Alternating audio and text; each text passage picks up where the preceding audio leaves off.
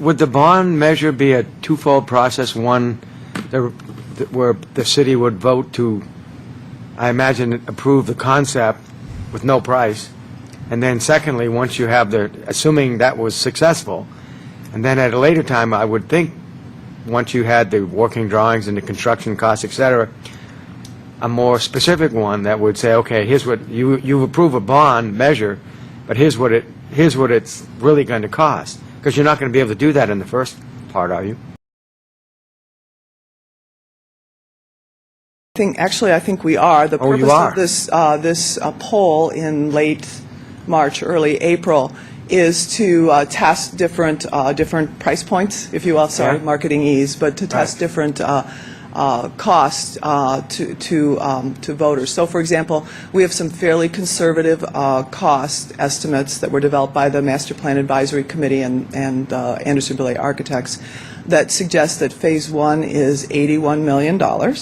The city thinks that we can come up with $16 million, which is 20% of it, to pay for the new city hall, and that we would have to have a bond measure for $65 million to pay for the infrastructure improvements like the streets and roads and the recreation center and the police station, and that works out to roughly $35 per $100,000 of assessed valuation, not fair market value, on the parcels in town. So some people, like Nancy Tucker, who's lived here forever before Prop 13, estimates her bill for this would be $50. We think the average value of a property in Los Altos is somewhere between $700,000 and $800,000 from the standpoint of assessed valuation by the county assessor.